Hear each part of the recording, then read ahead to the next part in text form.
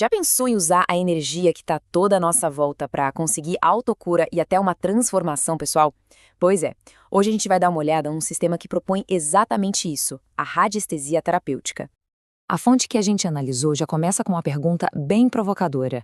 Será que uma ferramenta que parece tão simples como um pêndulo pode ser usada para desbloquear a prosperidade financeira de alguém? Essa é a questão que vai guiar a nossa conversa de hoje. Bom, antes de tudo, é importante entender que a radiestesia terapêutica é apresentada como um sistema de autocura. A ideia central, sabe, é dar ferramentas para que a própria pessoa consiga se tornar, de certa forma, sua própria terapeuta. E o que ele se propõe a tratar é bastante coisa. Segundo o material que a gente consultou, a prática se aplicaria desde questões emocionais, como ansiedade, dores físicas crônicas, até desafios que são mais abstratos, né? Tipo bloqueios financeiros ou aquela sensação de falta de propósito na vida. Tá, mas como esse sistema se encaixa nesse universo gigante das terapias holísticas? A proposta aqui é bem ambiciosa. Formar o que a fonte chama de um terapeuta completo.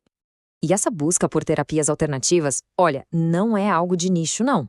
A fonte aponta um dado da Fiocruz que é bem impressionante. Em 2020, 61,7% da população brasileira já tinha buscado algum tipo de terapia alternativa. Isso sinaliza um mercado que está claramente crescendo muito. Dentro desse universo, a fonte que a gente estudou faz uma distinção entre três perfis. Primeiro, o analista, que usa a radiestesia só para identificar onde estão os desequilíbrios. Depois, tem o praticante, que usa a radiônica para aplicar tratamentos, mas sem fazer uma análise antes. E, por fim, o terapeuta completo, que seria a junção dos dois. Ele primeiro analisa com a radiestesia e só então aplica um tratamento totalmente personalizado com a radiônica. E o objetivo desse modelo todo é gerar um sentimento de confiança e capacidade. É o que a gente vê em depoimentos como este, que foi retirado da fonte. A pessoa expressa uma sensação de segurança total no método. Certo, mas e na prática? Como é que isso funciona de verdade? O coração desse sistema é um método de 4 etapas. É um passo a passo mesmo, que vai desde a análise até o tratamento.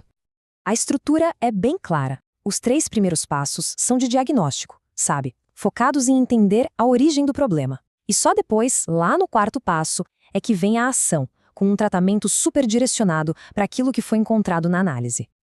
Então, o primeiro passo dessa análise foca no que são chamados de corpos energéticos. A premissa aqui é que, além do nosso corpo físico, a gente teria outros corpos. Um corpo mental, que cuida dos pensamentos e crenças, um emocional, para os sentimentos e traumas, e um espiritual, ligado à nossa conexão com o divino. A origem dos problemas estaria, então, nesses níveis mais sutis. O segundo passo é avaliar os chakras. E o interessante é como a fonte conecta cada um deles diretamente com áreas da nossa vida. O chakra básico, por exemplo, estaria ligado a finanças e estabilidade material. Já o laríngeo, por outro lado, governaria nossa capacidade de se expressar com autenticidade. A terceira camada da análise é a aura. Ela é descrita como um campo de energia que envolve a gente, funcionando como uma dupla função. Por um lado, seria um escudo contra influências externas, e por outro, um tipo de imã que atrai experiências que estão na mesma frequência da pessoa. E para explicar o que seria uma aura vulnerável, a fonte usa uma analogia bem forte: a de ser uma esponja de energia. A ideia é que, com a aura desprotegida, a pessoa acabaria absorvendo toda a negatividade dos ambientes e das pessoas ao redor. Ok, a análise energética foi feita, mas e a prosperidade? Onde ela entra nessa história? Isso nos leva direto para o próximo pilar do sistema, um princípio totalmente focado em troca e reciprocidade. O conceito central aqui é a tal da moeda de troca. A premissa é bem simples, na verdade. Para que a prosperidade possa fluir, precisa existir um equilíbrio constante entre o dar e o receber. Um fluxo que não para. E é super importante notar que essa moeda não precisa ser dinheiro, viu? De acordo com a fonte, a troca pode envolver objetos, como cristais, ou até mesmo serviços, fazer um crochê para alguém, montar um gráfico para outra pessoa. O que realmente importa é o ato da troca, é manter o fluxo acontecendo. Esse princípio todo pode ser resumido no lema transformar e prosperar, que une essa jornada de mudança pessoal com a busca pelo bem-estar material.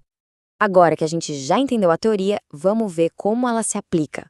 A fonte detalha um ritual bem específico que usa todos esses conceitos para buscar metas financeiras. A principal ferramenta para esse ritual é um gráfico radiônico chamado turbilhão.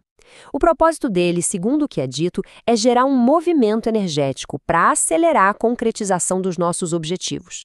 O processo é bem metódico. Primeiro, a pessoa precisa impregnar uma nota de dinheiro, uma nota de valor alto, com a sua própria energia. Como? Carregando ela consigo por pelo menos 8 horas. Depois, adiciona um testemunho pessoal. Pode ser uma foto, um fio de cabelo e um papel com um objetivo financeiro bem específico. Por fim, todos esses elementos são colocados em cima do gráfico turbilhão. E qual seria o resultado disso? Bom, a fonte apresenta este depoimento como um exemplo onde uma pessoa diz que conseguiu a resolução super rápida de um processo judicial bem complicado e atribui isso ao uso do ritual.